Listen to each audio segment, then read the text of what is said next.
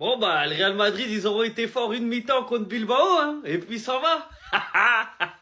Les Madrilènes, c'est comment? Face à Bilbao, on s'est dit, ça y est, le grand Real Madrid est de retour. En fait, c'était un coup de chance, en fait. Finalement, les lacunes sont toujours là. On a pu le voir ce soir, hein. C'est compliqué, hein. Ça fait pas rêver, hein. Défaite à domicile, Bernabéu, contre Celta Vigo, 2-0. Des joueurs avec énormément de tension. Regardez le nombre de cartons jaunes qu'ils ont pris. Ils sont pas sereins. Des joueurs très nerveux qui veulent mêler l'arbitre. Ils trichent et après ils se plaignent, comme d'hab. Non les gars, à un moment donné, franchement, le problème il est profond. Contre Bilbao, on a cru que... Mais non. Il y a quelques semaines, les gars, le Real, ils avaient 5 points d'avance sur le Barça. Aujourd'hui, ils en ont 4 en moins. Vous imaginez? Donc là, c'est un petit peu la crise côté Real Madrid. C'est compliqué, sachant que mercredi, ça joue contre Manchester City. Les gars, Xabi Alonso va commencer à trembler sur le banc. Pendant que les joueurs madrilènes, ils parlent avec l'arbitre, les joueurs de Celta Vigo, eux, ils jouent au football. Vous allez voir les 2-0, allez voir le but. Petit espace, tac, tac, petite passe dans le trou, ça va vite. Petite feinte à Courtois, c'est fini, au revoir. La clim. Si Villarreal y gagne, il passe devant en plus. Donc là, les gars, c'est chaud à Madrid. Xabi Alonso a encore beaucoup de boulot. C'est réel. Quelle humiliation!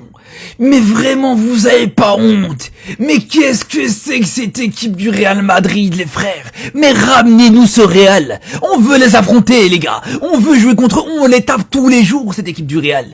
On les tape tous les jours, matin, midi et soir! On veut un classico le plus vite possible! Cette équipe du Celta Vigo, on les a tapés chez eux il y a même pas quelques semaines d'ici.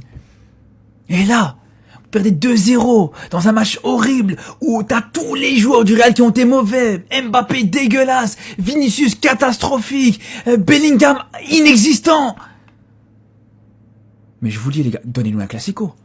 Mais je vous dis, j'espère carrément les frères que pour la Super Coupe, que le Real va réussir par je sais pas quel miracle à battre l'Atlético, à s'en sortir contre l'Atlético, à se retrouver en finale contre eux.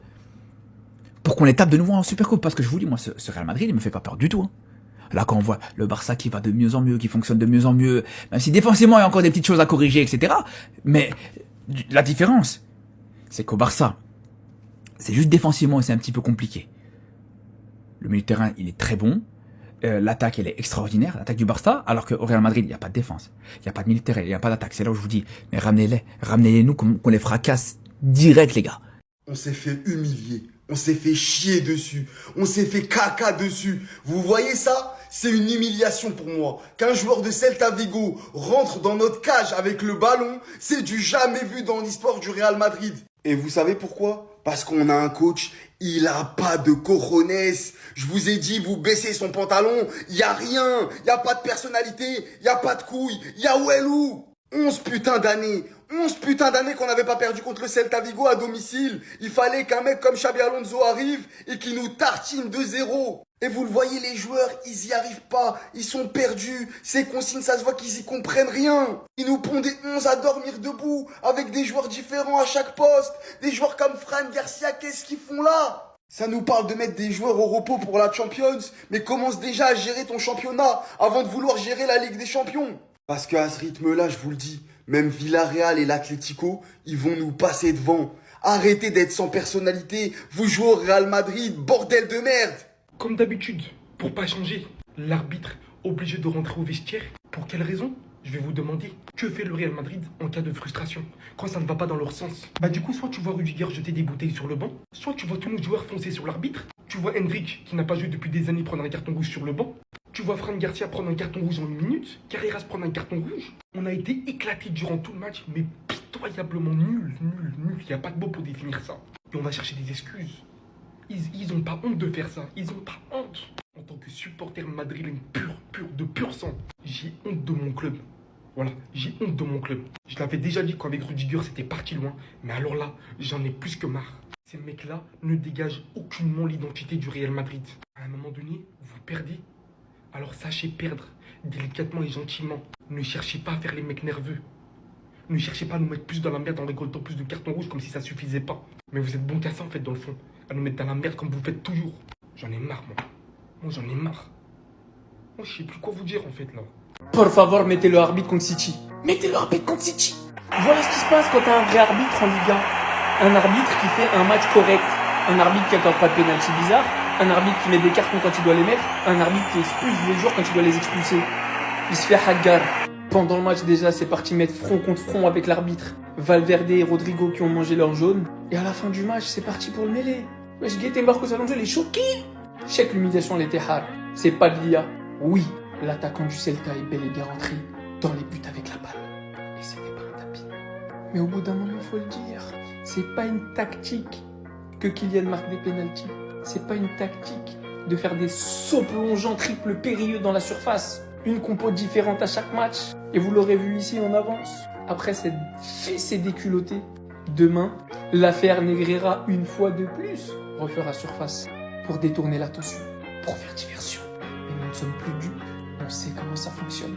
Aujourd'hui, ce monsieur a fait un match de patron, un vrai bon match, au Santiago Bernabéu, pendant que ça hurlait, pendant que les joueurs ont essayé de lui mettre la pression. Il a mis des rouges quand ça méritait des rouges. Il a mis des jaunes quand ça méritait des jaunes. Il a pas craqué. Il a pas sifflé penalty quand les joueurs plongeaient dans la surface. Oui, on le dit, on le répète. En Liga, les arbitres sont mauvais. Aujourd'hui, on a eu un bon arbitre et bizarrement, ça s'est ressenti. Ça change du match face à Elche. Vous pouvez nous critiquer tant que vous voulez sur un match qui date de 2009.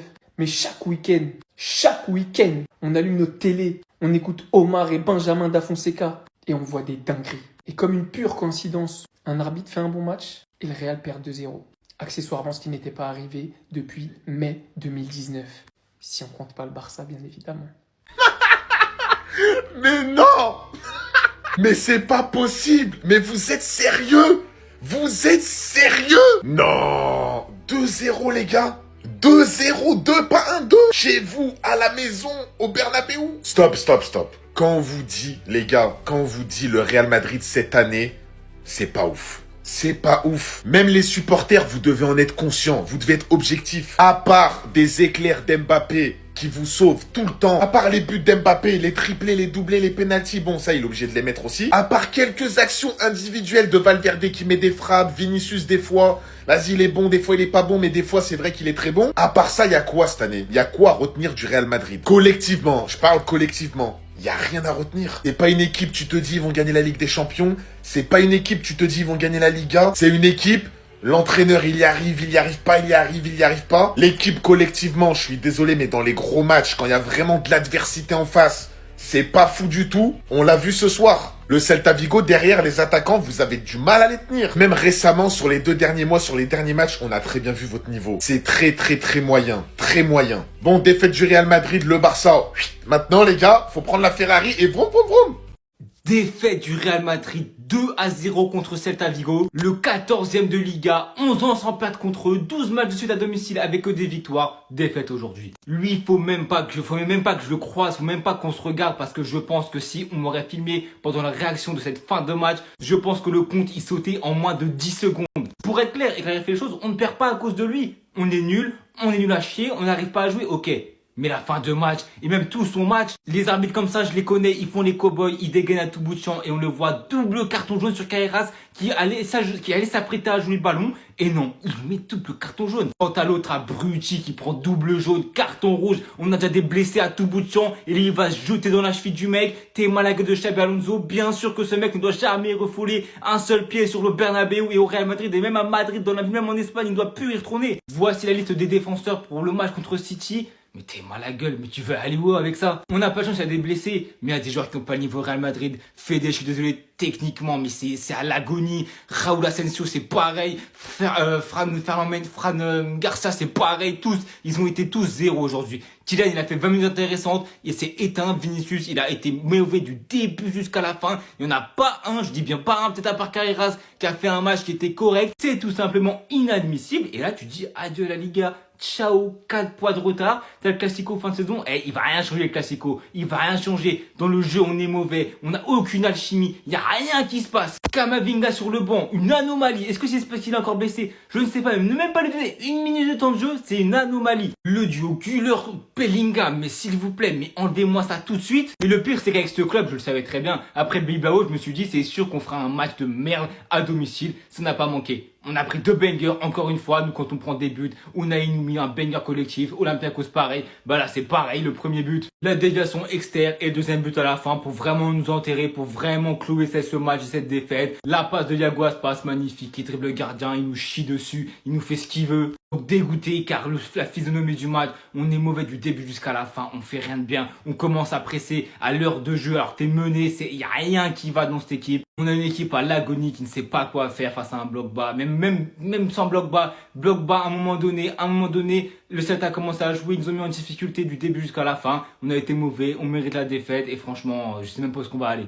Décidément, Madrid, vous êtes sûr que vous n'êtes pas pire que la saison dernière? Parce que là, le bateau, il est en train de couler. Mais j'ai cru comprendre que face à Bilbao, l'ogre de Liga, qui d'ailleurs font un début de saison catastrophique, la Chine était lancée contre eux. On vous a dit, calmez-vous, c'est que Bilbao. Ils sont pas en forme actuellement.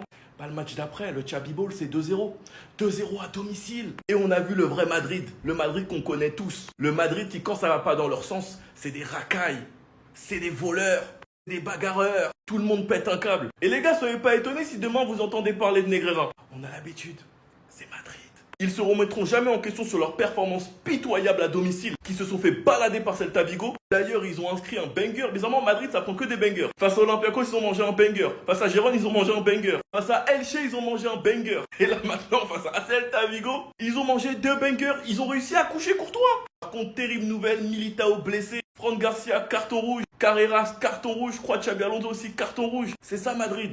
Ils savent pas perdre avec classe. Ils sont obligés de pleurer, de rager. Comme l'a dit Lamine Yamal, ils volent et se plaignent. C'est ça qu'ils aiment faire. Sinon, vous les gars, vous en pensez quoi? Ramenez-vous sur Snappersens en une.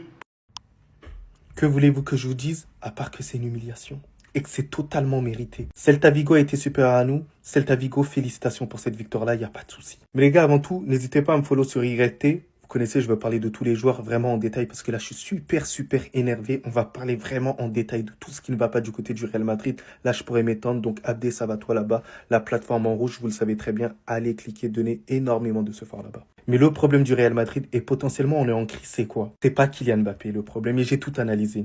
C'est parce qu'au milieu de terrain, on est pauvre. On a des milieux de terrain statiques, qui ne bougent pas sur le terrain. Lorsqu'ils donnent la balle, ils sont complètement statiques. Autrefois, on avait des joueurs mobiles, comme Toni Kroos, comme Modric. Au final, on a sous-estimé leur apport. Lorsque je vois le milieu de terrain que j'ai vu aujourd'hui, que ce soit Arda Güler, Bellingham et Valverde, ça a été pauvre, mais d'une manière. Tous les joueurs se cachent pour avoir la balle. Une nouvelle fois, créer des occasions, c'est pas seulement avoir la balle au pied. Créer des occasions, c'est aussi par les déplacements sans ballon. Par moment, Kylian Mbappé, il décrochait. Pourquoi il décrochait? C'est parce qu'il n'avait pas de ballon plus haut sur le terrain. Vinicius a été catastrophique là aujourd'hui sur toutes ses décisions. Sur du 1 contre 1, ça ne passe pas. Les passes, elles sont complètement hasardeuses. On perd Militao aujourd'hui. Carreras qui prend un carton rouge. Fran Garcia qui prend un carton rouge. On finit à 9. Et totalement en décalage. Et Xabi Alonso, qu'est-ce qu'il est mauvais dans ses choix aussi. Au final, les gars, faut même plus se casser la tête à rattraper le FC Barcelone. Faut se poser la question de est-ce qu'on va tenir la cadence avec l'Atlético de Madrid? Mais sinon, en vrai, c'est à toi. Moi, en tout cas, bien, alhamdoulilah.